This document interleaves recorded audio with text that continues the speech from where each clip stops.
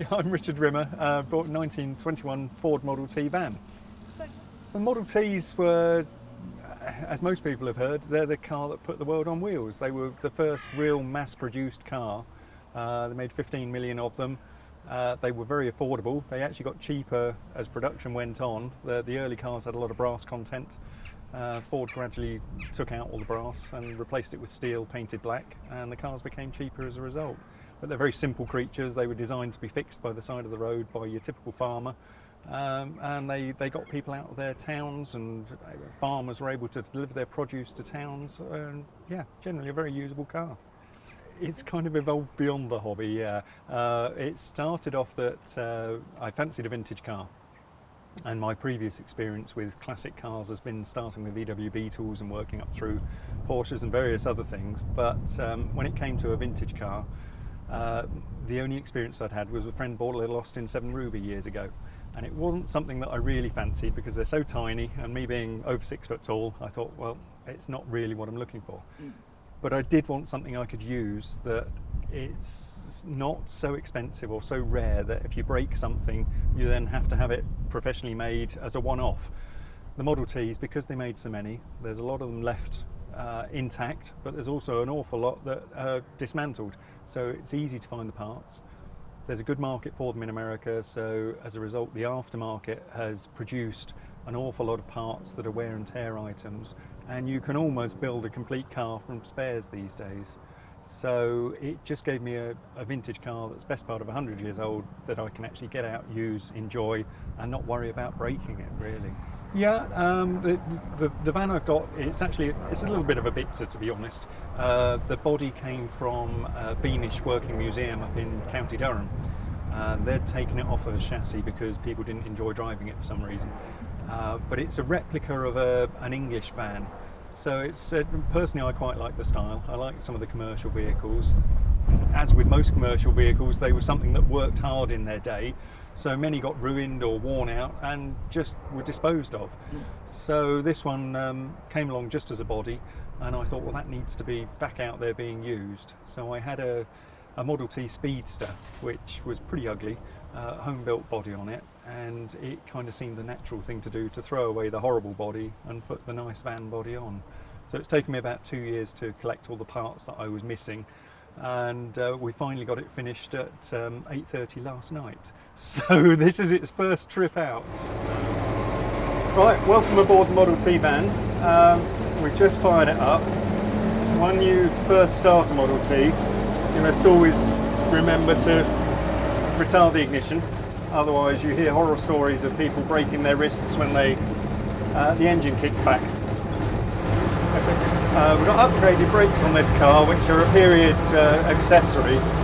They're called Rocky Mountain brakes, and they actually give you a brake on the rear wheels rather than just relying on a prop shaft brake, effectively, a transmission brake. So it's far more secure. If you ever lose a prop shaft for any reason, you've still got some backup there. The other thing that we've added is a period 3-speed gearbox. So standard, the Model T only has 2 gears, low gear and high gear. Low doesn't get you much more than about 10 miles an hour. High gear takes you up to the maximum speed of about 40 miles an hour. But the period gearbox gives you an overdrive. So in theory you can cruise at 40 miles an hour without the engine working quite so hard. So we've only got about 20 horsepower on the Model T, so any help you can give it is greatly appreciated, as you can imagine. So the Ts themselves, they were produced from 1909 through to 1927, and in that period they made 15.5 million of them. So they're fairly plentiful. It makes them quite a usable vehicle because so many parts are remanufactured. If you can't buy remanufactured parts, there are plenty of cars that have been broken that you can salvage parts from. Now, Ts have got a bit of a reputation for being difficult to drive. They're far from it. If 15 million people in the day could learn, then there's no reason why you can't learn these days. The pedal assembly looks conventional. You've got 3 pedals. What you've actually got is the left-hand pedal does your low and high gear, which seems a bit odd, In the middle position you've got a neutral. Centre pedal, where you'd normally find your brake, is actually a reverse pedal. And then on the right hand side you've got your brake pedal, which, as I say, normally that would just be a transmission brake, but in this instance it's connected to the rear wheels as well. So where's your throttle? Throttle's up on the steering column, and it's a bit like classic tractors. You can set your position and it's almost like a cruise control. There's no sprung return on it. So a Model T, once you're in top gear, is actually ever so simple to drive. You can take your feet off the pedals and you're just driving on the throttle. You get a lot of engine braking. They're a car that you need to look ahead. If you preempt any conditions, you hardly use the pedals at all. So we're just going to try going for the high gear, which we haven't used yet on this one. So that gives us an overdrive gear now. On this test track we're probably pushing our luck a little bit. It's a little bit close to the low speed limits of the motor. So we'll go back down to second gear. A little bit of braking coming around here. And the steering on a Model T is very direct as well compared to modern cars. Whilst they have a reduction gear setup in there, you do notice every lump and bump in the road. You're really feeling involved in the car, and that's half the appeal of them. You can probably tell from the footage they're quite noisy. Again, all part of the character.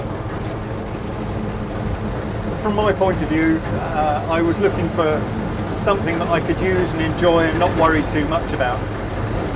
Being best part of 100 years old, you might think they're going to be worth a fortune, but something like this is probably worth anywhere between £10,000 and £20,000, which, whilst not small change, is actually very affordable for something of its age. A good example of how they make me feel, as with most people, we've been stuck in lockdown just recently, unable to use our toys. We had a fantastic drive over from my workshop, only about 5 miles. I had a good friend following me in another Model T, and it just put a grin on my face. And the whole journey I had a huge smile on my face. So to be able to come out, get involved in an event like this, the Model T, it's just great. It opens doors. It introduces you to some fantastic people, be it the Rev, be it friends who we've met with other cars. We've had experiences that we couldn't have achieved any other way. So quite incredible, really.